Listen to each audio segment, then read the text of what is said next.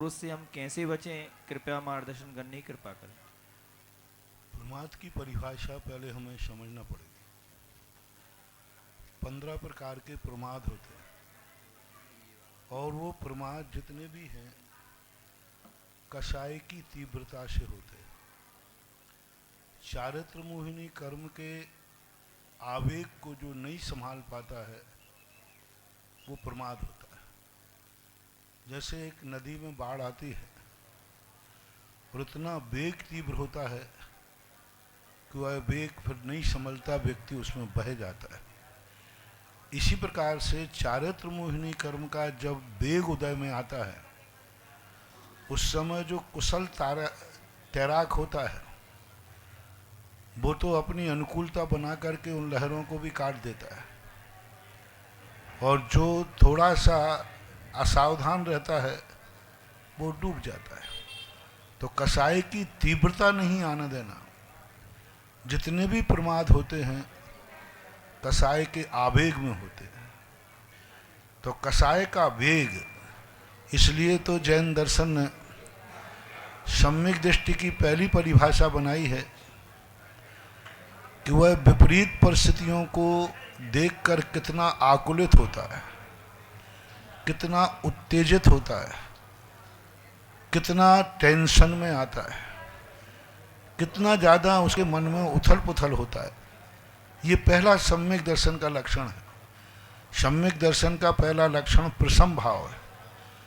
प्रसम का अर्थ ही यही है कि जब जब प्रतिकूल परिस्थितियां आएंगी, प्रतिकूल परिस्थितियां तो आती हैं, सबको आती हैं, ग्रस्तों को भी आती हैं, साधु संतों को भी आती हैं, लेकिन प्रतिकूल वातावरण मिलने पर अपने मन को उत्तेजित नहीं होने देना, मन को टेंशन में नहीं आने देना, उबाल नहीं आने देना। आपकी भाषा में कहें कि थोड़ी सा कोई प्रतिकूल परिस्थिति मिल गई तो इतने उबल हो जाते हैं कि आपे से बाहर हो जाते हैं।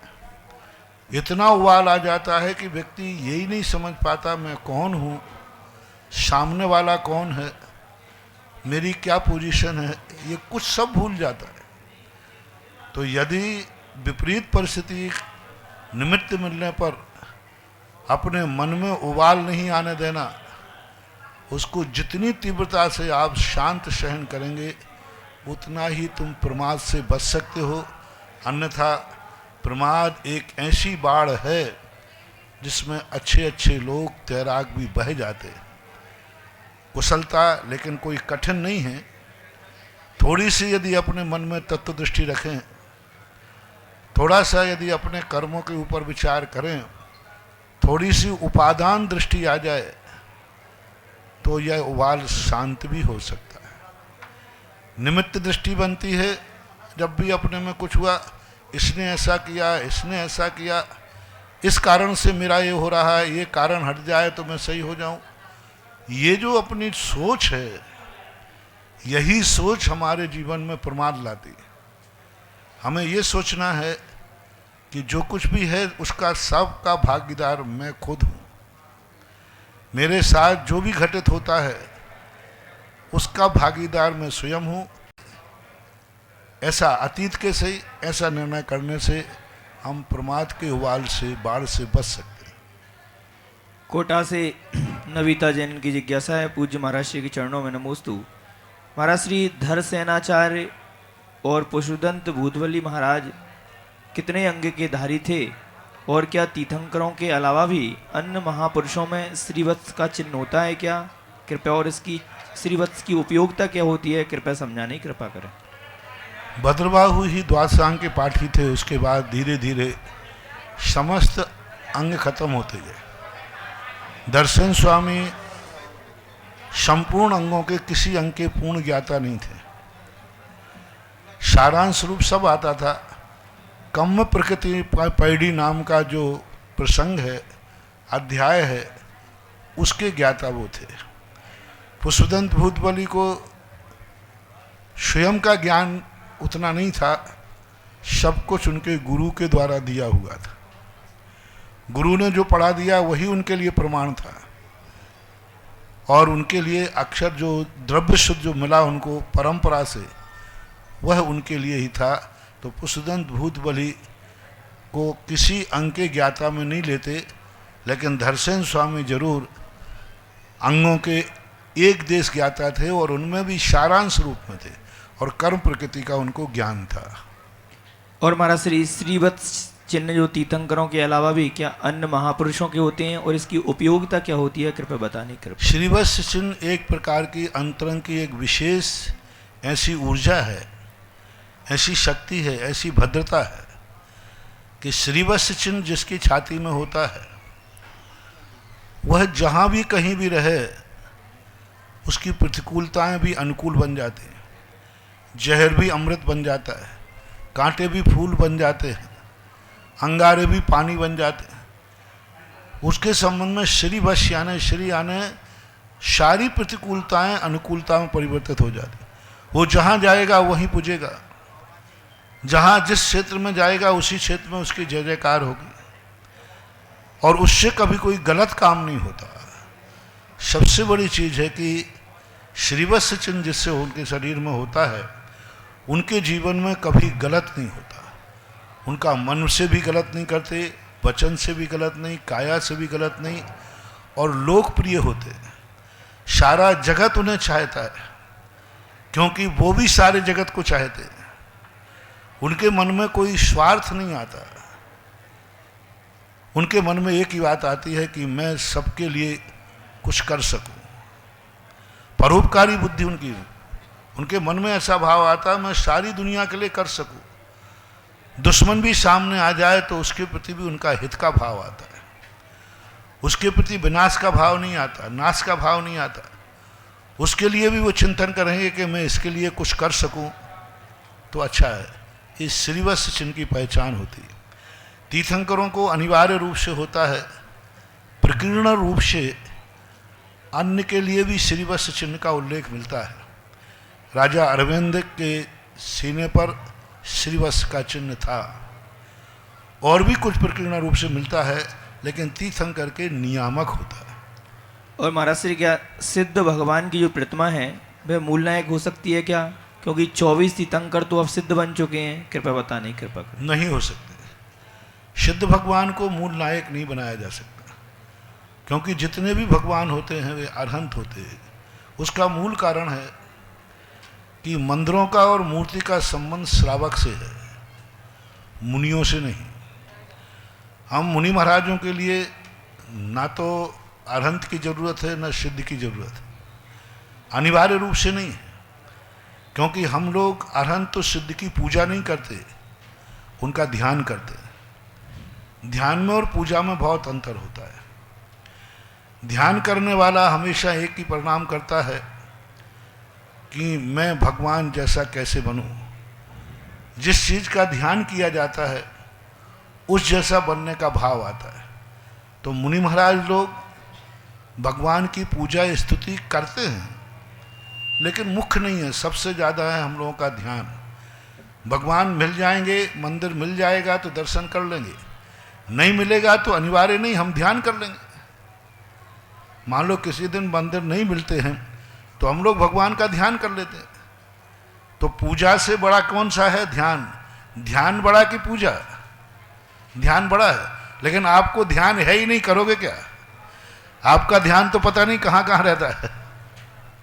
इसलिए आपको पूजा बताई गई है। तो आप लोगों के लिए देखो, स्वर्गों में देवता है, उनके लिए मंदिर अनिवार्य है, अकृत्रिम चैत्यालय अनिवार्य है। क्योंकि जहाँ जहाँ मंदिर आदि चैत्यालय होते हैं ये तुम्हारे गृहस्थों से संबंध रखते हैं। क्योंकि तुम्हें मात भगवान ही नहीं बनना, भगवान से कुछ चाहिए भी है। तुम्हारे मन में यदि पेवर ये कह दिया जाए कि मंदिर जो जाएगा उसको मात भगवान बनेगा, कुछ नहीं मिलेगा, तो तुम मंदिर जाना बंद कर दो। क्योंकि तुम्हारी इतनी समस्याएं हैं जिनको तुम नहीं सुलटा पाते। तुम्हें कोई एक महाशक्ति चाहिए, जहाँ तुम्हारी सारी शक्ति गौण हो जाए तो तुम्हें कोई सहारा दे सके। तुम्हारी इतनी इच्छाएं हैं कि तुम प्राप्त नहीं कर पाते, इतना पुण्य नहीं है तुम्हें, तो तुम्हें कोई ऐसी शक्ति चाहिए जिसका नाम लेते ही हमारा पुण्य बढ़ जाए। आपके पास हर व्यक्ति कहीं ना कहीं से अधूरा है, अतृप्त है, कहीं ना कहीं से तो, और वो चाहता है कि अब मेरी शक्ति नहीं है, तो फिर वो खोजता है उसका मन कि कोई ऐसी शक्ति हो जिसका नाम लेने से हमारा रुका हुआ काम पूरा हो जाए, कोई ऐसी महाशक्ति हो, कोई ऐसा सोर्स हो। तो वो सोर्स आपको चाहिए, वो है अरहंत भगवान। सिद्ध भगवान से हम वो सब कुछ नहीं पा सकते जो तुम्हारे पास है, तुम चाहते हो। अरहंत भगवान जो होते हैं दोनों लक्ष्मी के स्वामी होते हैं। सिद्ध भगवान के पास एक लक्ष्मी है, अंतरंग लक्ष्मी, परमार्थ लक्ष्मी, मोक्ष लक्ष्मी। अरहंत भगवान के पास दो लक्ष्मियां हैं, बाह्य वैभव और अंतरंग वैभव। बाह्य वैभव शमोषण आदि विभूति अष्ट प्रातिहारिक। तो अरहंत भगवान संसार के संपूर्ण वैभव से युक्त हैं, और वैभव से युक्त की आराधना करोगे तो थोड़ा ये मिल जाएगा मिलता ही है। तो इसलिए अरहंत भगवान को देखो, तीर्थंकर प्रकृति के बंध में कहीं सिद्ध भक्ति नहीं लिखी। तीर्थंकर प्रकृति का बंध होता है, एक प्रकृति कहलाती पुण्य की सबसे बड़ी प्रकृति है। वो प्रकृति सिद्ध भगवान का नाम लेने से, सिद्ध भगवान की भक्ति करने से नहीं बनती। अरहत भक्ति कही। क्यों अरहत भक्ति कही? क्योंकि तीर्थंकर पुण्य प्रकृति है और तीर्थंकर संसार को अभय देती है। इसलिए आप लोगों के यहाँ मंदिर आप गृहस्थों की मुख्यता को लेकर बनाए जाते, गृहस्थ के लिए ही बनाए जाते, भी नहीं कह रहा हूँ, हमारे लिए लगा सकता हूँ, आपके लिए भी महाराज हैं, लेकिन आपके लिए भी नहीं है, आपके लिए तो ही है, आपके लिए ही बनाए जाते हैं। ये तीर्थ क्षेत्र आपके लिए ही बनाए जाते हैं। इसलिए अरहंत भगवान ही मूल नायक बनाए जाते हैं, उन्हीं को ही बनाना चाहिए। इसमें आदर और अनादर का कोई सवाल नहीं है, ये व्यवस्थाएं हैं, ऐसा माना जाए। नसीराबाद से नेहा जैन की जिज्ञासा है, पूज्य महाराज श्री के चरणों में त्रिवार नमोस्तु। महाराज श्री, चारों कषायों में अनंतानुबंधी कषाय को ही द्विस्वभावी क्यों कहा गया है और इसका क्या कार्य है, कृपया समझाने की। नेचर है, जैसे कि आप लोगों में कन्या का दुस्वभाव होता है, इधर पीहर की है और इधर ससुराल की है। अब वो दोनों घरों को संभालती है। कन्या तो जन्म तो एक ही घर में लिया था ना, एक ही कुल में जन्म लिया था, लेकिन आगे जाकर उसको दोनों कुल संभालना पड़ते हैं। इधर माँ बाप के प्रति भी उसका अनुराग रहता है, उधर ससुराल के प्रति भी अनुराग रहता है। अब ऐसा क्यों होता है? उस पर्याय का ऐसा स्वभाव है, उस पर्याय का ऐसा स्वभाव है कि उसको दोनों संभालना ही पड़ेगा। क्योंकि गृहस्थ में है, वो एक को जीवन बचपन पीहर में बीतना निश्चित है, ससुराल पीहर छोड़ करके बीतना निश्चित है। और जब दोनों स्थानों पर रहती है शादी के बाद, उसके दोनों मन में सदा विकल्प चलता रहता है। यदि पीहर का दुख का समाचार आ जाए तो दुखी हो जाएगी, और ससुराल में कोई दुख की घटना घट जाए तो दुखी हो जाएगी। तो ये नेचर कहलाता है, प्रकृति का नेचर। ऐसे ही अनंतानुबंधी का नेचर है। वो इधर चारित्र मोहिनी का भी घात करती है, उधर दर्शन मोहिनी का घात करती है। कारण उसका एक ही है कि अनंतानुबंधी का साय जब आती है व्यक्ति को अंधा कर देती है, किम कर्तव्य विमूढ़ कर देती है, सत्यासत्य के ज्ञान से परे कर देती है। इसलिए जब अपन देखते हैं ना, क्रोध जब व्यक्ति को आता है तो जो बचाने वाला जाता है ना, कई बार उसको भी निपटा देता है। जब दो व्यक्ति क्रोध में लड़ रहे हो ना और बचाने वाला पहुंच जाए तो उसको भी निपटा देता है। सांप के संबंध में कहते हैं, दो सांप जब लड़ रहे हों, उनके बीच में यदि तीसरा पहुंच जाए तो दोनों मिलकर के उस तीसरे को निपटा देंगे। सांप जब लड़ते हो कभी किसी बीच में मत पहुंचना, वे दोनों एक दूसरे को लड़ेंगे, लेकिन यदि कोई बीच में आ गया तो दोनों मिलकर के उसको मार देते।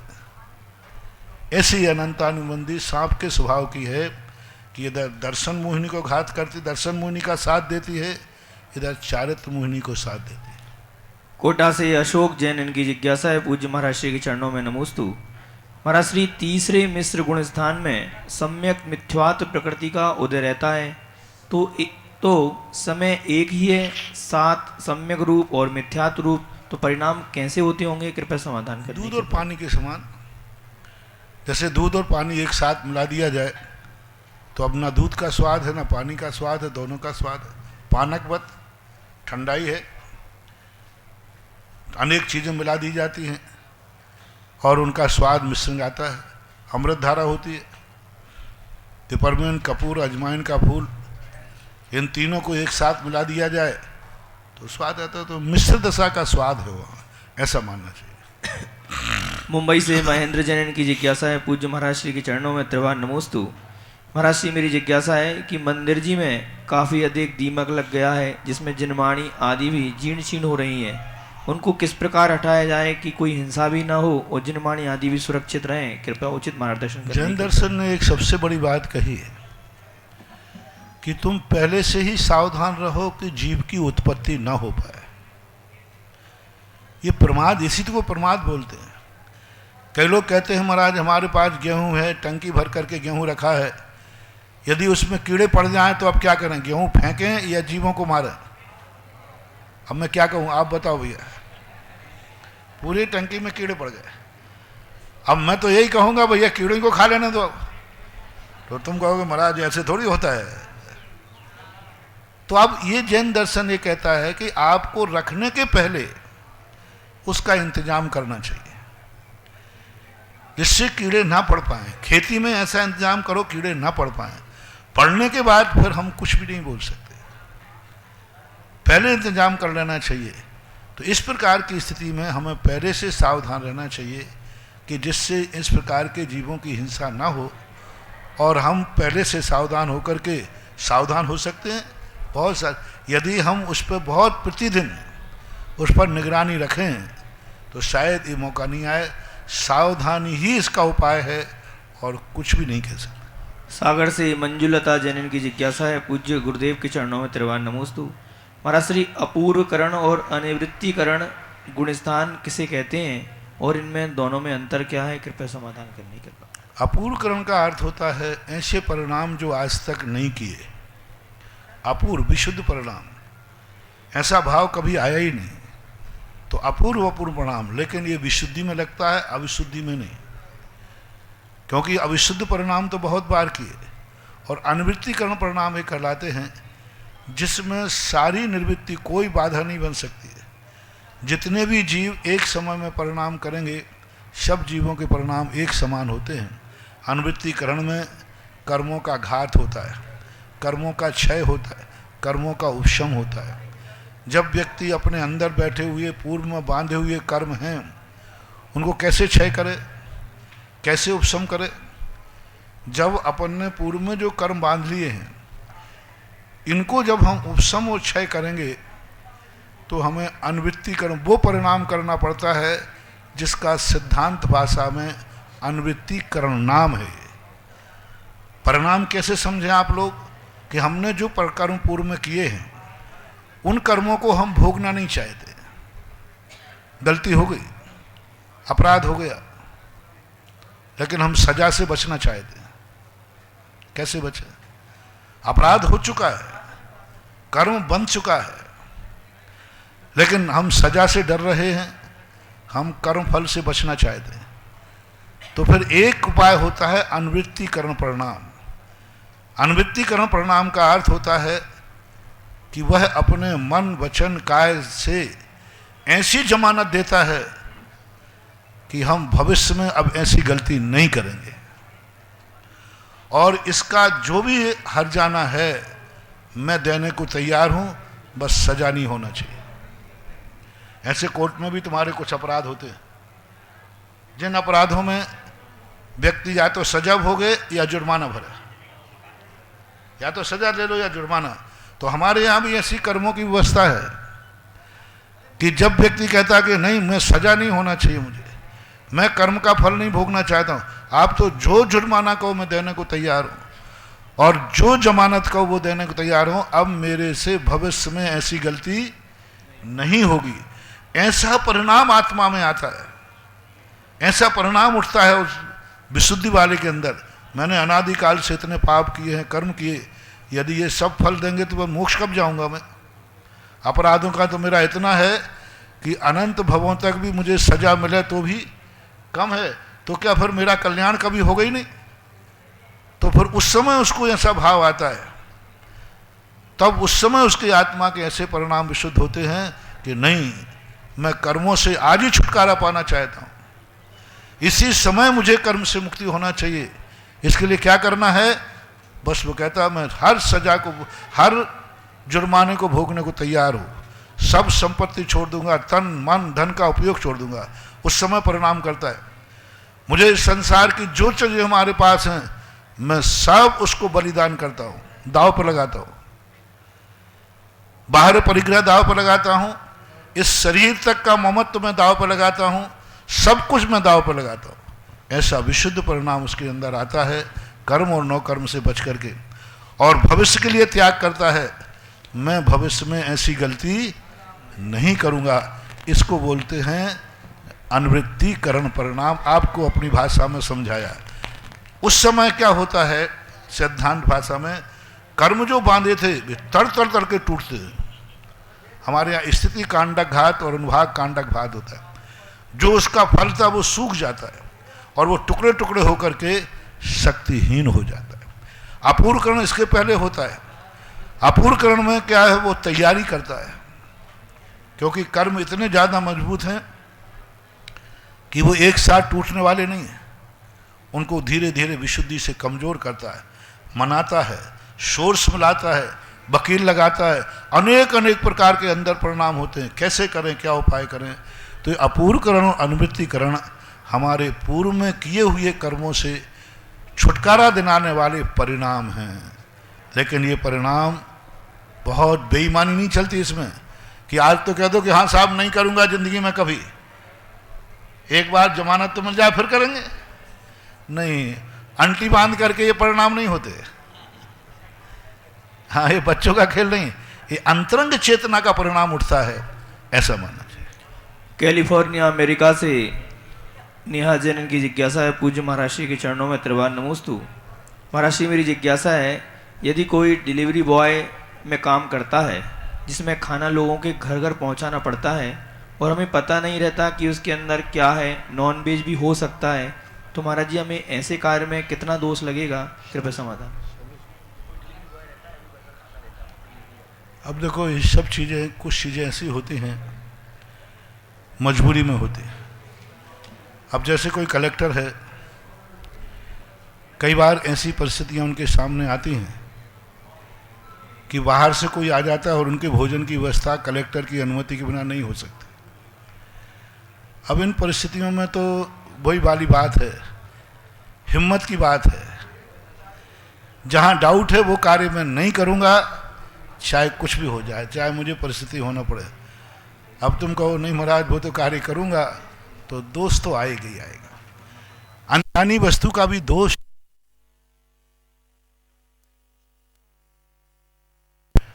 संदेह का भी दोष है। हमारे यहां 3 दोष है। एक दोष वो लगता है जिसको हम जानते हैं, जानकर कर रहे हैं। एक दोष वह है जिस पर हमें संदेह है कि गलत है कि सही है, फिर भी हम कर रहे हैं। तो हमारे यहाँ का जिस पर संदेह होता है उस कार्य को भी नहीं करना।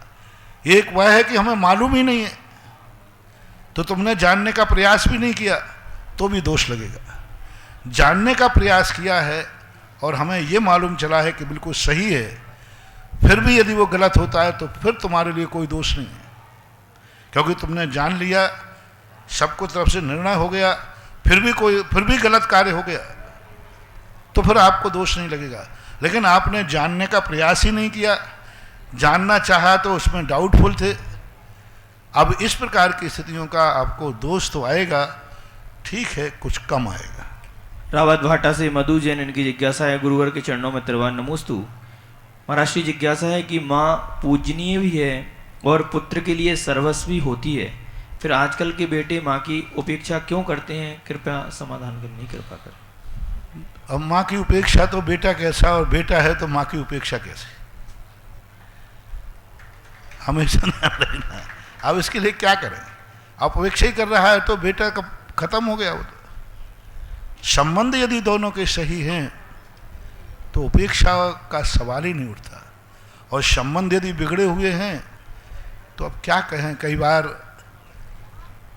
माताएं भी इस प्रकार की स्थिति हो जाती हैं कि बेटों को उपेक्षा करना पड़ती है, और कई बार बेटे इतने उद्दंड हो जाते हैं कि वो उपकारी को भूल जाते, कृतज्ञ नहीं कहलाते। तो दोनों को इस पर सोचना चाहिए। माँ को ये सोचना चाहिए कि बेटे को ऐसी क्या स्थिति पड़ गई कि आज बेटा मेरे प्रतिकूल हो गया। आप बेटे को बड़े होने के बाद भी वही बेटा ना माने जो आपकी गोदी में है। आप ये माने कि बेटा भी अब कुछ बड़ा हो गया है, बेटे की भी कुछ सोच होते हैं। उसका भी हर माँ पिता अपने जमाने में बेटे को चलाना चाहते। विवाद यहां से शुरू होता है। एक छोटी सी बात कह देता हूं। एक छोटा सा बच्चा था, दादाजी ने कहा बेटा शांत बैठ जा। बोले दादी कैसे शांत बैठा जाता है? बोले जैसे मैं बैठा हूं। देखो मैं बिल्कुल शांत बैठा हूं ना। बोले हाँ दादाजी बैठ जाता हूं। और एक चबूतरा था ऊंचा, चबूतरे पे चढ़ करके बच्चा नीचे कूद गया। बोले दादाजी आप मेरे समान कूद के दिखाओ। तो दादाजी बोले बेटा मैं कैसे कूदूंगा, मैं तो हाथ पैर टूट जाएंगे। बोले दादाजी जब आप मेरे समान कूद नहीं सकते, आगे आप पूरा करो ना। हम आपके समान शांत कैसे बैठ सकते, क्योंकि हम बच्चे हैं। तो हमें भी सोचना है कि हम बच्चे को इतना शांत ना बैठा लें कि 8 साल का बच्चा 80 साल के बच्चे के समान दादा के समान बैठ जाए, क्योंकि हम 80 साल के होने के बाद बच्चे के समान कूद नहीं सकते। तो हमें देखना है कि बच्चा इस समय कूदने की उम्र है, उसको टोकें, लेकिन इतना ना टोकें कि उसको फिर जवाब देना पड़े। उसको टोकें, इतनी उद्दंडता ना करें, लेकिन इतना भी उसको शांत ना बैठा लें कि वो बचपना ही भूल जाए। ऐसा एक जिज्ञासा है महाराज, पूज्य गुरुवर के चरणों में त्रिवार नमोस्तु। महाराज जिज्ञासा है कि जब परिवार में परिस्थितियां किसी बच्चे नहीं होते हैं तो अपने ही परिवार में किसी से बच्चा लेना चाहते हैं, तो दोनों परिवारों का क्या कर्तव्य होता है कि बच्चे पर अच्छे संस्कार हों, और उस बच्चे का क्या संस्कार होता है, ऐसा कौन सा कर्म का उदय होता है कि वह एक परिवार से दूसरे परिवार में जाता है? कृपया समाधान करने की कृपा करें। गोद लेने की परंपरा हमने कहीं शास्त्रों में नहीं देखी। शास्त्रों को बहुत पढ़ा, बहुत अध्ययन किया, लेकिन गोद लेने की परंपरा या संस्कार का कोई उल्लेख हमें शास्त्रीय भाषा में नहीं मिला। इसको जब खोजने पे मिला तो समाज शास्त्र में मिला, इतिहास में मिला। इतिहास और धर्मशास्त्र अलग होते हैं। हजारों लाखों साल पुराने इतिहास में तो ये मिला, लेकिन धर्मशास्त्र में नहीं मिला। तो ये धार्मिक प्रक्रिया नहीं है, इसको धार्मिक लिहाजा नहीं दे सकते। ये प्रक्रिया है एक सामाजिक प्रक्रिया है। सामाजिक प्रक्रिया में आप लोग इस प्रकार की परिस्थितियां करते हैं तो कानून ने बना दिया है। कानून ने कहा कि जिसको गोद जाता है वो उसी का होगा, उसी के गोत्र का होगा, संस्कार उसी को देना होंगे, उसी को सब कुछ होता है। तो ये सामाजिक व्यवस्थाएं हैं आपके मोह की कारण से। हमारे यहाँ तो धार्मिक ये हैं कि जिनके यहाँ संतान आदि नहीं होती है, कह दूं तो बुरा तो नहीं मानोगे, मान जाओ तो मुझे क्या बिगड़ना, वो पुण्यात्मा जीव होता है। पता नहीं उसने कौन से जन्म में पुण्य किया कि जिसके संतान नहीं है। क्योंकि अपने आप देवो सबसे ज्यादा पुण्यात्मा है, क्योंकि उनके बाल बच्चे नहीं होते। भोग भूमि की जब सबसे ज्यादा पुण्यात्मा है कि अंत में 9 महीने में होता है और पालन पोषण नहीं करना पड़ता। क्योंकि धार्मिक दृष्टि से कितना विकल्प होता है एक संतान के जन्म के बाद। संतान के जन्म के बाद तुम अपने लिए जीते हो कि संतान के लिए? बोलो, सोचना किसके लिए, कमाना किसके लिए? सब कुछ उसके लिए, कुछ भी नहीं अपना, तो कुछ ही नहीं। बेटे के जन्म होने के बाद व्यक्ति दोनों का सब कुछ सोच बेटे का हो जाता है। 24 घंटे बस वही मोह है। अपने लिए करना पड़ा वो अलग है। अब उसको इसलिए 40 साल के बाद की जो उम्र होती है गधा की उम्र कहलाती है, क्योंकि वो अपने लिए तो जीते ही नहीं है। लेकिन सामाजिक व्यवस्थाएं आज जो हैं वो अच्छी नहीं मानी जाती, लोग व्यवहार में उसे ठीक नहीं मानते हैं। इसलिए आप लोग कहते हो अच्छा तो यही है कि तुम्हारे यहाँ संतान ना हो तो अच्छा है, बहुत अच्छा हुआ संतान नहीं है, कम से कम जितनी संपत्ति है उससे चौलेश्वर पारसनाथ का तीर्थ क्षेत्र बनाएंगे। भगवान का मंदिर बनाए, क्यों गोद लेते हो समझ में नहीं आता। और ध्यान रखना, गोद लेने वाला बच्चा तुम्हारा कभी नहीं होगा, खून जिसका है वो उसी तरफ लुढ़कता है। 90% तुम गोद ले लेना, वो उसका जो भाव होता है अंतरंग वो अलग, संपत्ति भी ले लेगा और तुम्हारे लिए भूल जाएगा। मूल तुम्हारा वंश, तुम्हारा नाम चलने वाला नहीं है, 10% चलता है। मैं तो यही कहता हूं जिनके संतान नहीं है वे अभाग्य मान करके देशनोदय तीर्थ चौलेश्वर में बढ़िया एक जिनारा बनाए, उसी को बेटा मान लें कि चलो बेटा नहीं हुआ तो मंदिर बन गया, बेटा होता तो बेटा होता तो संपत्ति बेटे के पास जाती, मंदिर नहीं बना पाता। कम से कम बेटा नहीं हुआ, प्रभु आपकी बड़ी कृपा रही इसलिए बेटा नहीं दिया कि आपको मंदिर बनवाना था। तो बताओ, बेटे और मंदिर में दोनों में कंपटीशन करो, धार्मिक दृष्टि बताना श्रेष्ठ क्या है? मुंह से तो बोली दो कम से कम। जिसमें सदा पुण्य होना है, सदा धर्म होना है। बेटा तो कल खोटा भी निकल सकता है, बेटा तो कल पापी भी निकल सकता है, बेटा तो कल शराबी भी निकल सकता है, बेटा तो कल कुल कलंकी भी हो सकता है। लेकिन मंदिर कभी शराबी नहीं हो सकता, मंदिर कभी पापी नहीं हो सकता, मंदिर कभी कुल कलंकी नहीं हो सकता। मंदिर तो मंदिर ही रहेगा, ऐसा मान।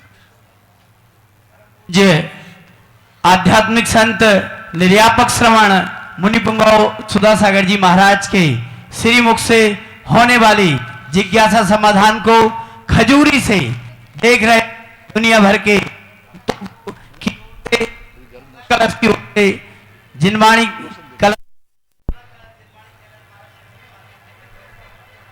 नमोस्तु नमोस्तु नमो पूज्य गुरुदेव के आशीर्वाद से जीती है और वे आभार स्वरूप 1,71,000 रुपए की राशि के साथ आज एक प्रतिमा प्राप्त कर रहे हैं। साथ ही 5 शिलाएं इस परिवार द्वारा वहां स्थापित की जा रही हैं। साथ ही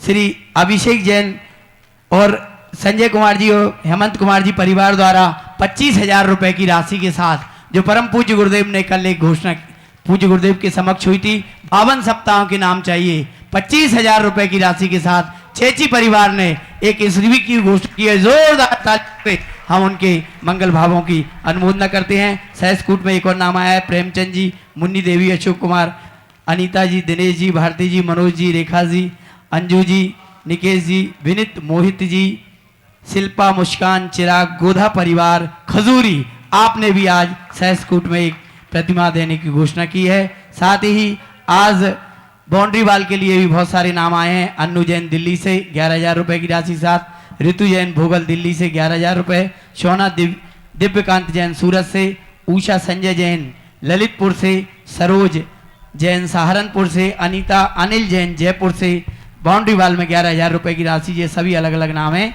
श्री बाहुबली महिला मंडल दिगंबर जैन पंचायत महावीर मंदिर ट्रस्ट भूगल भीलवाड़ा से एक नाम आया है। कुमारी रैनी जैन, सुपुत्री कमल जैन इम्फाल से, श्री निकिता जैन दरीवा कला, सुचि जैन इंदौर से, वसंती देवी दीप शिखा टोंगिया बागुदार वाले बारा से, श्रीमती कुसुम जैन आनंद जैन ईशागढ़, नेहा धीरज बड़जात्या बालेश्वर आगरा, पारुल विवेक जैन चांदखेड़ा अहमदाबाद, शांता देवी धर्मपत्नी सोहनलाल जी सोनी बेगू, बिमला मनोहर जैन सूरत, शोभा जैन सपरिवार गुड़गांव, मीना जैन कुंथल जैन नागपुर, गरिमा जैन गौरव चौधरी श्यामगढ़, गुंजन लोकेश जैन कोटा, मंजू सुरेंद्र जैन कैलाशपुर आप सभी ने अलग अलग 11,000 रुपए की राशि बाउंड्री वाल के लिए घोषित की है। आपके मंगल भावों की बहुत बहुत अनुमोदना। सर्वप्रथम जिज्ञासा के लिए मैं आमंत्रित कर रहा हूं श्री जम्बू कुमार जैन इंदौर से, और तैयार रहें आशीष जैन बांसवाड़ा।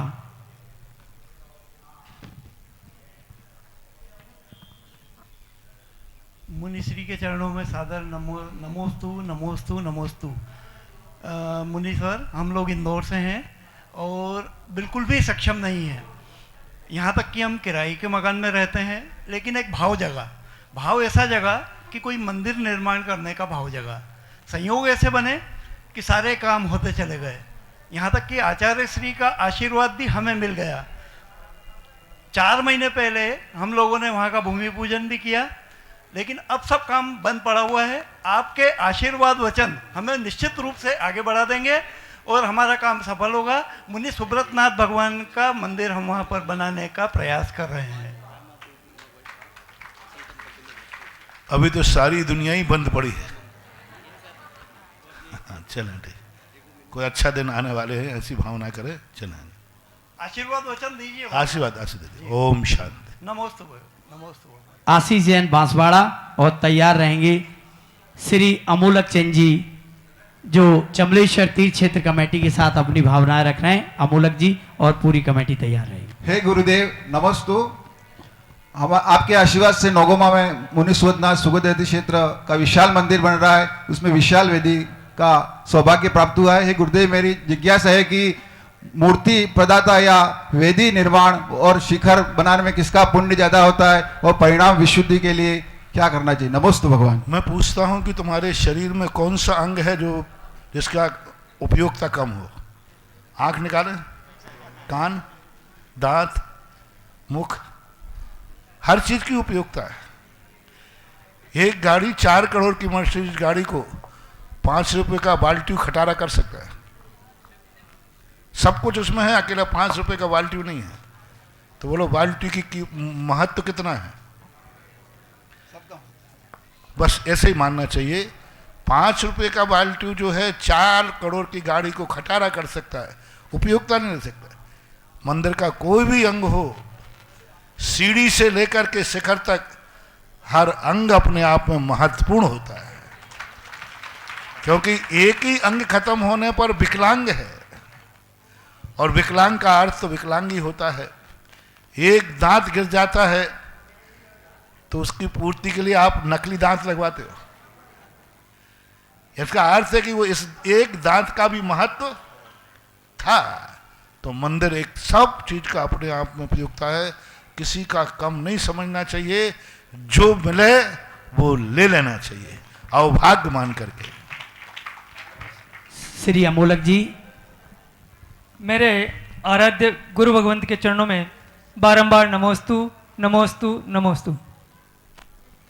गुरुदेव, एक हरी भरी बगिया को छोड़कर आज सुबह जब आपने अनियत विहार किया, हमारा मन इतना भर गया कि हम कुछ कहने के लिए हमारे पास कोई शब्द नहीं है। गुरुदेव, आपकी असीम अनुकंपा रही और आपने चौलेश्वर तीर्थ को देशनोदय नाम देकर पूरे विश्व में इसकी ख्याति पहुंचाई।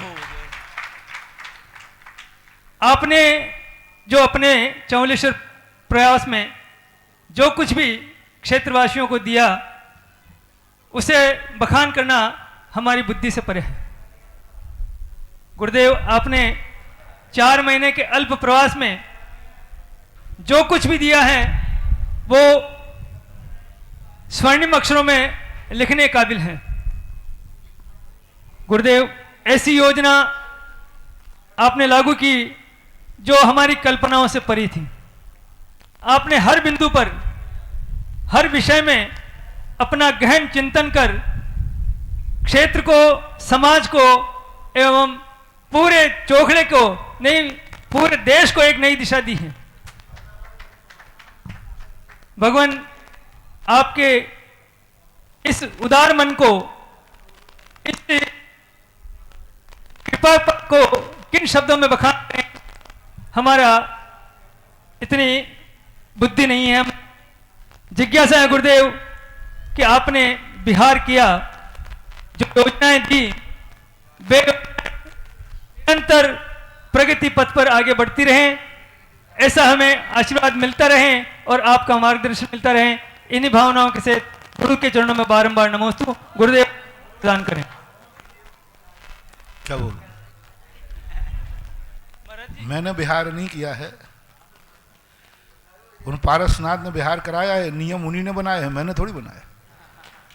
जय हो जय हो। अनियत बिहारी है, ये नियम मैंने बनाया कि भगवान ने बनाया? भगवान ने बनाया गुरुदेव। भगवान ने बनाया। तो ये तो सारी शिकायतें भगवान से करो कि ऐसा नियम क्यों बनाया। लेकिन ये भी सोच लेना, एक राजा था, उसका सब कुछ, राजगद्दी सब कुछ उसके पास था। तो मंत्री से बोले मंत्री जी, यदि इस दुनिया में परिवर्तन नहीं होता तो कितना अच्छा होता। यानी जो जहां है वहां रहे, मैं राजा हूं तो राजा रहूं, तो मंत्री हो तो मंत्री रहो, नौकर तो सब जो जहां है वहीं रहे तो कितना अच्छा होता। प्रकृति स्थिर क्यों नहीं है? तो मंत्री जी बोला, राजा साहब बात तो आपकी ठीक है, लेकिन परिवर्तन नहीं होता तो आप राजा नहीं बन पाते, आपका बाप ही बना रहता। परिवर्तन नहीं होता तो आप भी कैसे आते। इसी प्रकार ये परिवर्तन जो है महावीर स्वामी ने खुद बनाए हैं, ये नियत। और भगवान जो कुछ भी बनाता है उसमें सबका हित है। परम पूज्य भगवान ने साधु को बनाया कि चल बहता पानी रमता जोगी, इसमें सबका हित है। महावीर स्वामी कोई मेरे हितैषी नहीं थे, उसमें आपका भी हित है, क्योंकि आप भी स्वच्छ पानी पीना चाहेंगे और पानी भी स्वच्छ रहना चाहेगा। हम लोग पानी हैं, तुम लोग पीने वाले हो, बहता पानी ठीक है कि रुका हुआ पानी ठीक है? आप लोग बता दो। ठीक है, हम पानी हैं, आप लोग प्यासे हैं, आपको पानी चाहिए, तो बहता हुआ पानी अच्छा होता है कि रुका हुआ? इसलिए बहते हुए साधु को रहने दो, सदा स्वच्छ पानी मिलेगा। अमोलक चंद जी, जय हो गुरुदेव, जय हो गुरुदेव। गुरुदेव आपने हमें जो आशीर्वाद दिया है, हम थोड़ा यही सब्र करके रहेंगे कि आपने फरमाया था। देखो शौलेश्वर में सब कुछ रख दिया है, क्षेत्र रख दिया, दातारों ने धन रख दिया, सब कुछ मटेरियल रख दिया। अब मात बनाना तुम्हें है, बना के खाना है। अब ये भी खिलाऊंगा मैं, ध्यान रखना। बच्चों से ज्यादा लाड़ प्यार करना पर बच्चा सिर पे बैठता है। तो भोजन बना दिया, सब कुछ। अब चौलेश्वर में ऐसा कुछ भी अवरोध नहीं है जिसमें साधु की जरूरत हो। अब तो मार तुम्हें करने की जरूरत है कि साधु ने जो मेहनत की है उस पर फल लगना है और तुम्हारे लिए खाना है। सब तरफ तो कर दिया, 100 बीघा जमीन कर दी, दातारों ने मंदिरों के शिलान्यास कर दिए। अब साधु की इससे ज्यादा अब बैठ करके मैं बनवाऊं? अभी तक राजस्थान में जितने क्षेत्र बने हैं, हम सब ने शुरुआत किया है, बनाए तो श्रावक है। जैन दर्शन में साधु मंगलाचरण करता है। जैन दर्शन का साधु सबसे बड़ा, सारी दुनिया में जैन दर्शन, अरंत मंगलम, सिद्ध मंगलम, शाहू मंगलम। और मंगलाचरण बहुत अच्छा होता है तो कार्य पूजा होता है। चौलेश्वर का मंगलाचरण इतना अच्छा हुआ कि अभी तक जितने तीर्थ क्षेत्र में सबसे अच्छा मंगलाचरण चौलेश्वर देशनु देती है। जय हो जय हो जय हो गुरुदेव। जब जिस मांग जनता के सामने रखी, जनता ने अप्रत्याशित रूप से इतने जल्दी पूरी की कि जैसे जनता चाहती हो, आप बोलो, हम चौलेश्वर के लिए कुछ भी करने को तैयार हैं। मुझे तो ऐसा लगा भारतवर्ष से कि जैसे हर भारतवर्ष का नागरिक चौलेश्वर को प्राणों से प्यारा चाहता है। और भजन को उन्होंने सबने आत्मा में उतारा है, चौलेश्वर प्यारो लागे। और मैंने इसका प्रैक्टिकल किया, मैंने समझा ये भजन ही है क्या अकेला? नहीं, पूरे भारतवर्ष ने कहा चौलेश्वर प्यारा है। आप तो बोलिए चौलेश्वर के लिए मुझे क्या करना है, आप बोलोगे और शाम के पहले पहले पूरी होने की स्थितियां, ऐसे भी दिन देखे हम। बस अब जनता ने, साधु ने सब कुछ कर लिया। अब कमेटी का काम है कि इसको साकार रूप देना आपका काम है। अब आपकी बारी है, हमारी बारी तो, जिम्मेवारी तो जितनी होती है मैंने पूरी की। और हमें पारसनाथ की आज्ञा लेकर के ही हम सब कुछ करते हैं। उन्हीं के सिद्धांत, पे चलना हमारा मुख्य कर्तव्य होता है। आप अब काम करें। चौलेश्वर को और भगवान पारसनाथ ने बिल्कुल स्पष्ट कह दिया, चौलेश्वर पारसनाथ को अब रोकने की ताकत दुनिया में किसी की नहीं है। जय हो जय हो जय हो जय। चौलेश्वर अब आकाश को छुएगा और एक दिन विश्व में अपना एक स्थान नंबर 1 पर बनाएगा। बोले निरापक श्रमण मुनिपुंगव सुधा सागर महाराज जितनी भी की बाधाएं थी, जितने भी थे, अब कोई बाधा उसमें नहीं है। जो बाधाएं, ये बाधाएं नहीं कहलाती हैं, ये चुनौतियां कहलाती हैं। चुनौती में और बाधा में अंतर है। चुनौती तो अब अपन को स्वीकार करना है। चौलेश्वर एक स्वप्न है जिसे साकार करना है, चौलेश्वर एक चुनौती है जिसे स्वीकार करना है। नमोस्तु गुरुदेव। आज अनेक स्थानों से परम पूज्य गुरुदेव का आशीष और श्रीफल भेंट करने के लिए कमेटियां पधारी हैं।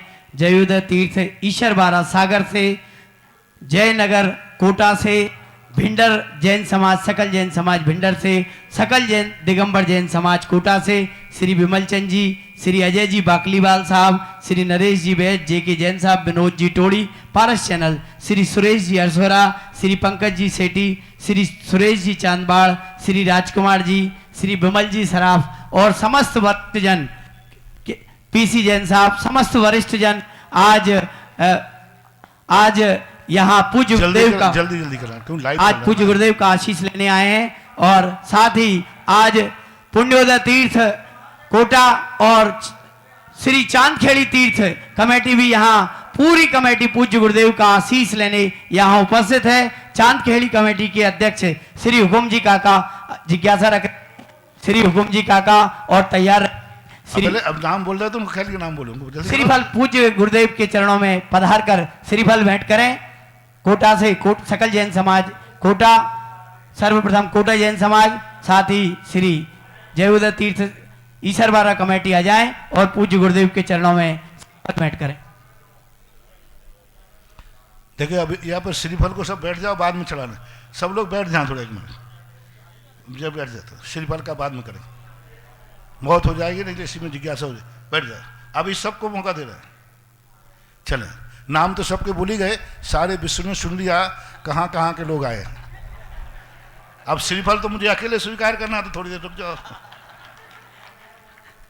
हाँ चले, श्री हुकुम जी काका जिज्ञासा माता।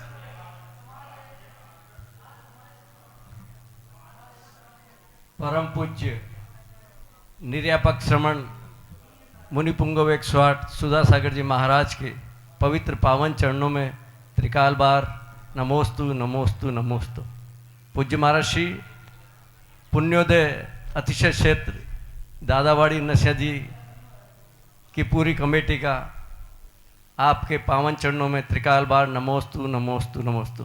पूज्य महाराज श्री आज पूरी पुण्योदय अतिशय क्षेत्र की कार्यकारिणी एवं क्षेत्रीय दिगंबर जैन समाज आपके श्री चरणों में इस मंगल भावना के साथ आया है कि कमेटी की ये भावना है कि दादाबाड़ी नसिया जी में एक वानप्रस्थ आश्रम का एक बड़ा भवन बनाने की हमारी इच्छा है, हमारी भावना है। हम सब इस भावना को लेकर आपके श्री चरणों में आए हैं कि हमें उस भवन के शिलान्यास में आपका सानिध्य प्राप्त हो और साथ ही बड़े बाबा का जो मंदिर है उसके जो शिखर आपके सानिध्य में उस समय बने थे, उन शिखरों पर कलश और ध्वजा अभी लगनी बाकी है। तो एक मंगल भावना ये भी है कि वो ध्वजा और कलश भी आपके सानिध्य में स्थापित हो। इसी मंगल भावना को लेके आज पूरी दादाबाड़ी और पुण्योदय क्षेत्र की कमेटी आपके श्री चरणों में आई है। एक बार सारे नहीं अभी ये खड़े खड़े सबको मना किया है, सब बैठे। श्रीफल नहीं चढ़ा रहे महाराज, नहीं नमोस्तु कर रहे हैं, सब बैठे। आपको जिज्ञासा कीजिए। तो जिज्ञासा महाराज जी मेरी यही है कि आपको हमें शीघ्र जल्दी से जल्दी आपके ये जिज्ञासा नहीं, ये प्रार्थना है। प्रार्थना। बैठ जाए, जिज्ञासा जिज्ञासा जिज्ञासा अगली जिज्ञासा रखेंगे श्री गोपाल जी एडवोकेट कोटा, गोपाल जी वकील साहब। लेकिन जिज्ञासा रखना कोई प्रार्थना नहीं, कोई भी प्रार्थना नहीं, जिज्ञासा रखना।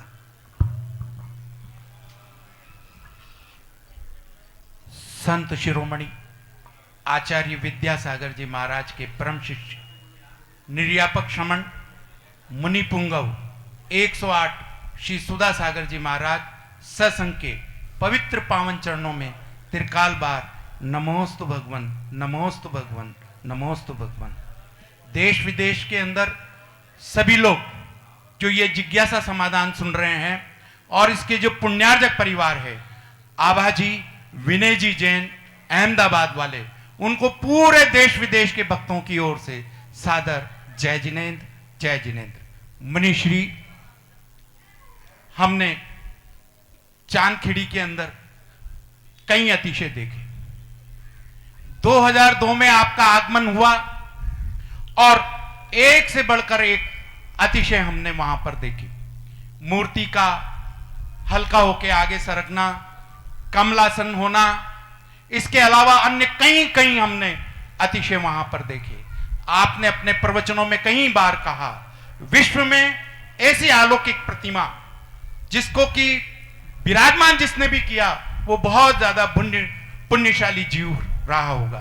मुनिश्री, मेरी यही जिज्ञासा है कि ऐसा अतिशय कहां से, और आपके सानिध्य में हमें और क्या क्या अतिशय देखने को मिलेंगे, इन्हीं भावनाओं से ये भविष्य के लिए मुझे केवल ज्ञान जिस दिन प्राप्त करूंगा उस दिन बता दूंगा। चले आगे चले। जिज्ञासा रखें, मैंने स्पष्ट कह दिया कि कोई किसी भी महिमा आदि नहीं, जिज्ञासा रखें, अन्यथा मुझे बीच में टोकना पड़ेगा। अनिका जैन उज्जैन और अगली जिज्ञासा के लिए तैयार रहेंगी मीना काला बड़वानी।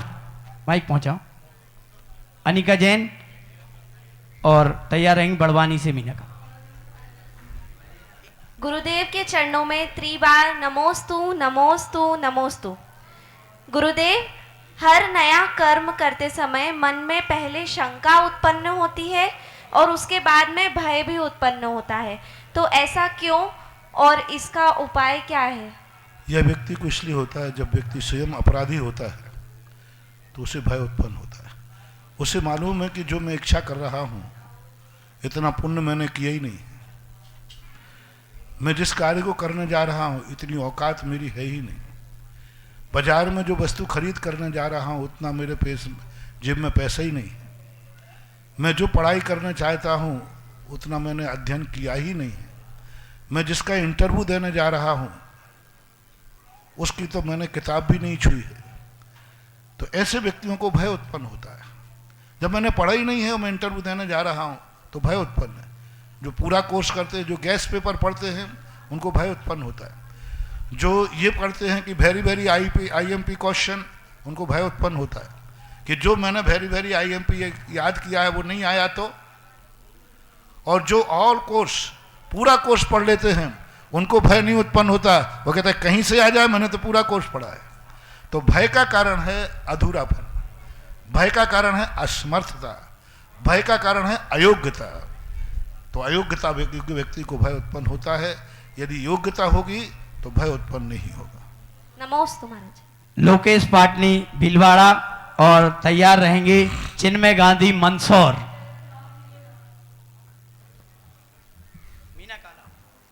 परम पूज्य गुरुवर के चरणों में सादर नमोस्तु, नमोस्तु, नमोस्तु। हे गुरुवर, तत्वार्थ सूत्र में कहा गया है इच्छा निरोधा तप। तो हम परिवार में, संसार में रहकर हमारी ऐसी इच्छाओं का कैसे होकर, किस प्रकार हम ऐसा तप अपनाएं? गृहस्थ की सबकी इच्छाओं का निरोध अलग अलग होता है। आपकी इच्छाओं का निरोध इतना ही कर सकते हैं, जो गृहस्थी के विरुद्ध कार्य हैं उनकी इच्छाएं नहीं करना, जो परिवार के विरुद्ध कार्य हैं उनकी इच्छाएं नहीं करना, रात्रि में भोजन करने का भाव आ रहा है नहीं खाना, बाजार में अभक्ष खाने का भाव आ रहा है इच्छा को रोक देना, किसी को गाली देने का भाव आ रहा है इच्छा को रोक देना, कुछ गलत करने का भाव आ रहा है उस इच्छा को रोक देना। जो गृहस्थी में बाधक हैं, कम से कम ऐसी इच्छाओं को तो रोका जा सकता है। हमारे यहाँ जैन दर्शन में जरूरी नहीं कि संपूर्ण इच्छाएं हों। हमारे शास्त्रों में कहा, एक जैनी जो रात्रि भोजन त्याग कर देता है वो साल भर में 6 महीने के उपवास का फल पाता है। अब कितनी बड़ी इच्छा निरोध कर दी। गांधी मंदसौर बोली। मेरे आराध्य गुरुदेव में सुभाष नगर समाज का त्रिवार नमोस्तु, नमोस्तु, नमोस्तु। हे गुरुदेव, परसों के शंका समाधान ने आपने बापू नगर मंदिर को प्रथम स्थान का दर्जा दिया। गुरुदेव सुभाष नगर समाज ऐसा क्या कार्य करे अपना ओम पुनः शांति। प्रथम ओम दूसरी प्रश्न करो। सीलोदय तीर्थ क्षेत्र के साथ ही रानापुर सकल जैन समाज का भी प्रतिनिधिमंडल आज यहाँ आया है। अभी जिज्ञासा बोलो ना। अगली जिज्ञासा चिन्मय गांधी मंदसौर और तैयार रहेंगे श्री अनिल जैन बिजोलिया। अनिल जैन बिजोलिया, माइक उधर दूसरा लो, माइक दोनों तैयार रखो। चलो, मेरे और मेरे परिवार की ओर से पूज्य गुरुदेव के चरणों में 3 बार नमोस्तु नमोस्तु नमोस्तु। गुरुदेव, मेरा ये प्रश्न है कि मन की शांति के लिए कौन सा मंत्र का जाप करना चाहिए? कोई मंत्र नहीं है। मंत्र से यदि मन की शांति हो जाए तो मन की शांति होती है अपनी इच्छाओं को अपने कुवत के अनुसार करने से। हम उतनी ही इच्छाएं करें जितनी हमारी शक्ति है, हम उतना ही चलें जितने में हमारे चलने की ताकत है। अगली देखो भालो, देखो शांति का मंत्र बता रहा हूं, मंत्र ले रहा हूं। देखो भालो तको मत, बोलो बालो बको मत, खाओ पियो छको मत, चलो फिरो थको मत, शांति ही शांति है।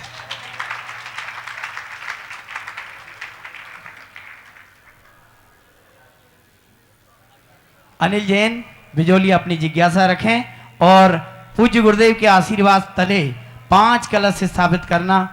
एक शिला 11,000 रुपये बाउंड्री वाल में संतोष भाई, वर्षा, हर्षा, आलोक, शैलेश जैन, अनमोल, त्रिशला जैन की ओर से घोषित किए गए हैं। 11,000 रुपये की राशि बाउंड्री वाल के लिए नीलम संजीव, मोहिल जैन कानपुर, क्षमा विजय जैन, वैभव जैन गिरिडीह की ओर से घोषित की गई है।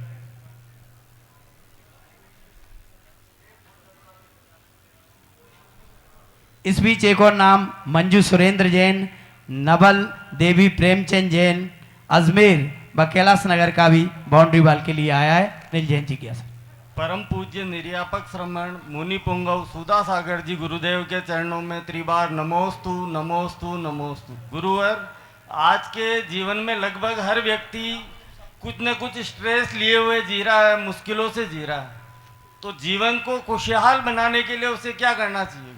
मुश्किल है ही नहीं और फिर भी मुश्किलें माने क्या करूं?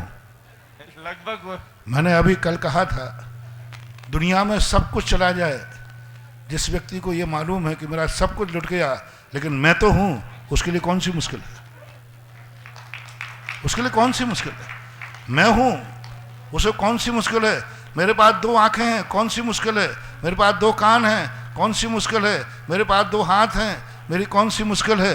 मेरे पास 2 पैर हैं, कौन सी मुश्किल है? तुम्हारे पास जो है उसमें यदि तृप्त हो जाओ तो मुश्किलें सब खत्म हो जाएंगी, और जो नहीं है उसकी इच्छा करते जाओ तो जिंदगी में कभी मुश्किलें खत्म होने वाली नहीं है। सबसे बड़ा हमारे लिए दिया positive thinking, positive power thinking. जब तक हम पॉजिटिव थिंकिंग और पावर थिंकिंग को नहीं अपनाएंगे मुश्किलें बढ़ती जाएंगी। पॉजिटिव थिंकिंग और पावर थिंकिंग पे जो चल देता है हर मुश्किल आसान हो जाती है। पॉजिटिव थिंकिंग सोच करके वो पावर थिंकिंग बना लें तो कांटों को भी फूल बनना पड़ेगा और मुश्किलें सब हट जाएंगी। लेकिन जो नकारात्मक सोच रखता है, जो अभाव में जीता है, वो कभी सद्भाव का आनंद नहीं ले पाता। सबसे बड़ी चीज है दुनिया अभाव में जी रही है, जो नहीं है उसकी इच्छा कर रही है, जो है उसका आनंद नहीं ले रही। जो नहीं है उसकी चिंता है, मेरे पास ये नहीं है, अरे जो है उसका तो आनंद ले ले। नहीं, जो नहीं है उसका वो टेंशन है। संसार में आज तक कोई समस्या नहीं है, बस सबसे इतना सा सोच ले, वो जो मेरा नहीं है उसका टेंशन क्यों, जो मेरा है उसकी उपेक्षा क्यों, जो वर्तमान में तुम्हारे पास है उसका आनंद लो। और यही सबसे बड़ी समस्या है। आपके पास सूखी रोटी है, कम से कम सूखी रोटी का आनंद तो लो। तुम उसको कोसते हो कि ये कोई भोजन है क्या, तो सूखी रोटी कहती है ठीक है, कल ये भी नसीब नहीं होगा, कल इस भी नसीब, तुम्हारे लिए अभिशाप है वो। मान लो किसी के पास साइकिल है तो कहता है ये कोई गाड़ी है क्या, तो साइकिल कहते मैं तुम्हें छाती पे बैठा के ले जा रही हूं, फिर तुम्हें कोस रहा है, कल के दिन वो साइकिल नहीं फिर पैदल चलो। तो जब जब हमने अपने पास जो है उसको कोसा, 90% लोगों की मुश्किलें इसलिए बढ़ती हैं जो ये कोई जीवन है क्या, ये कोई भोजन है क्या, ये कोई जिंदगी है क्या, ये कोई मकान है क्या, ये कोई गाड़ी है क्या, बस ये जो है सबसे बड़ी मुश्किल है। और यदि ये सोच ले जो मेरे पास है यही सब कुछ है, तो मुश्किलें उसकी इतनी आसान हो जाएंगी कि उसके पास सब कुछ हो जाएगा तो भी उसे पता नहीं चलेगा। अगली जिज्ञासा रखेंगी नैनिका, बाल कवित्री नैनिका, और तैयार रहेंगे श्री विमल कुमार जी, सकल जैन समाज कोटा के अध्यक्ष आदरणीय श्री विमल जी। नमोस्तु महाराज जी। जब प्रथम तीर्थंकर आदिनाथ भगवान ग्रस्त अवस्था में थे तब सारी प्रजा और स्वयं ऋषभदेव कौन से भगवान की पूजा या ध्यान किया करते थे? उस समय ध्यान करने की जरूरत ही नहीं थी। जिसके पास सब कुछ हो वो किसके लिए ध्यान करे, और जिसका ध्यान करना था उसका ध्यान बताने वाला कोई नहीं था। भोग भूमियाँ थी, भोग भूमि में व्यक्ति को मोक्ष के रास्ते सब बंद होते हैं, परमार्थ का रास्ते सब बंद होते हैं, और संसार की उनको किसी की जरूरत नहीं थी, क्योंकि वो सब कुछ उनके पास होता है जो भक्ति से मिलता है, जो भक्ति से मिलता है, जो मंदिरों से मिलता है, जो पूजा से मिलता है, जो जाप करने से मिलता है, वह सब कुछ उनके पास था। भोग भूमिया जीव कहलाते हैं। उनके पास संसार की सर्वोत्तम वस्तु, शरीर की तरफ से, इंद्रियों की तरफ से, वैभव की तरफ से सब कुछ है, तो वो किसी का ध्यान नहीं करते क्योंकि उनके पास सब कुछ है। और परमार्थ की जहाँ तक बात रही, उसके संबंध में वो अनभिज्ञ होते हैं। उनको ज्ञान नहीं होता कि संसार से हट करके भी कोई है, और किसी सम्यक दृष्टि को ये ज्ञान होता भी है तो वो अपने आप को असमर्थ पाता है। असमर्थ यानी कि वो चाहता है कि मैं सूरज को छू लूँ, लेकिन वो छू ही नहीं पाता है। वहाँ की परिस्थितियाँ ऐसी होती हैं। कर्म भूमि जब शुरू होती है तब ही किसी देवता की स्थापना होती है, तभी आराधक भाव होते हैं। जब हमारे हाथ में कुछ आए तभी तो मैं करूं, जब हमारे हाथ में कुछ है ही नहीं, सब कुछ नियत है। भगवान ऋषभदेव के पहले सब कुछ नियत था, तुम कुछ भी नहीं कर सकते। तुम्हारे पास जो सामान है वो नियत है, एक ना घटा सकते हो ना बढ़ा सकते हो।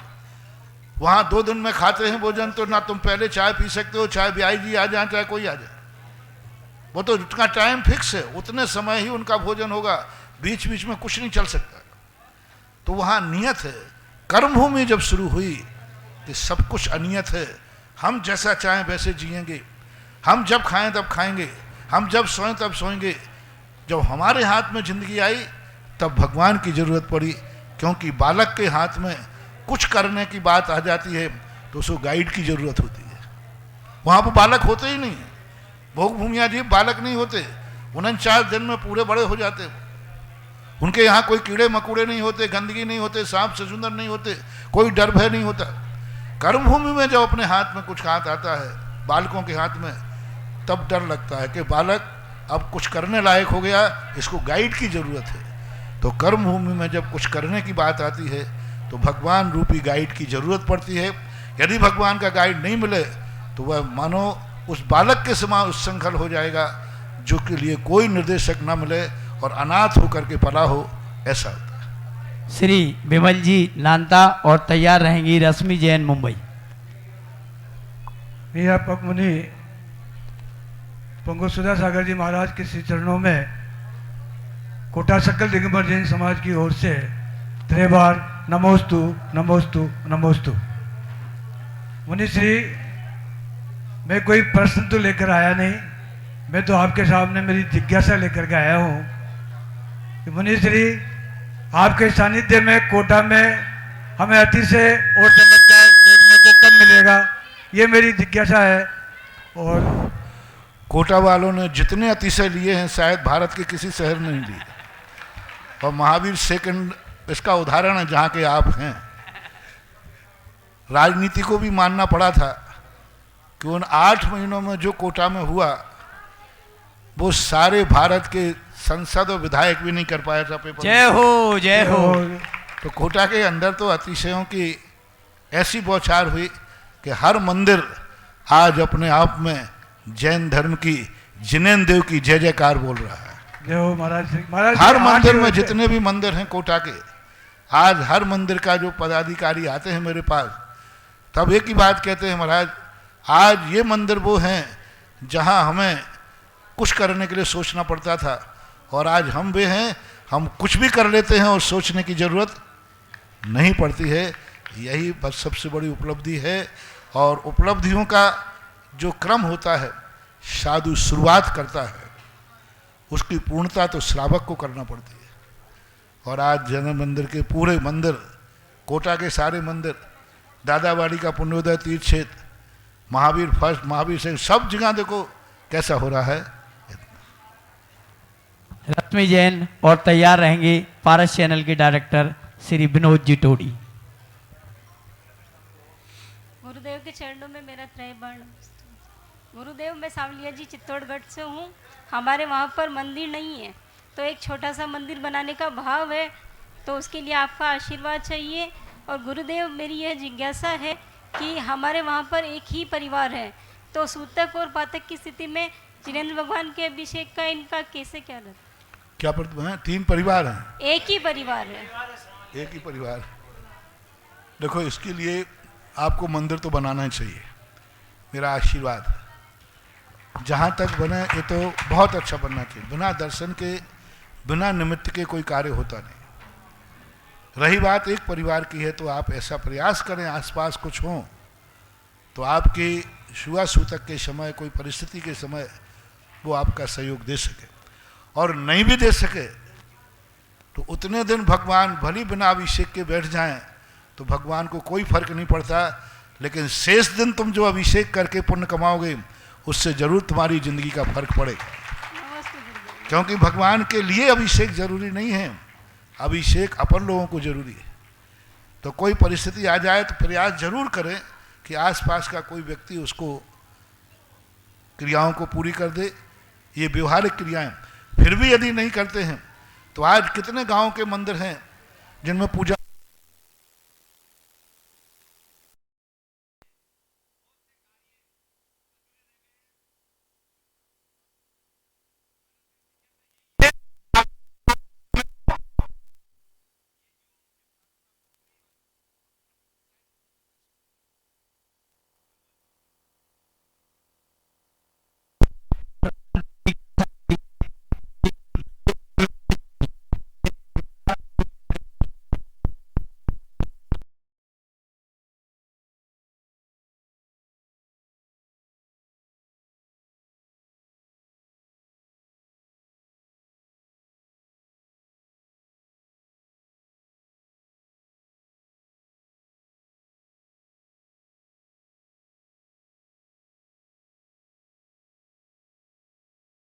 मैंने सोचा कि अमलदास का नाम क्यों है, तो वहां आम ही आम दिखे और यहाँ प्रवेश करते ही खजूर ही खजूर दिखे। तो यथा नाम तथा गुण वाली बात है। ऐसा नमस्ते। संगीता जैन ब्यावर ने भी एक शिला बाउंड्री वाल के लिए नाम दिया है, और आज यहाँ बहुत सारी इस तरह ये जिज्ञासा समाधान पूरा हुआ। आज यहाँ अनेक स्थलों से भक्त आए हैं। सर्वप्रथम मैं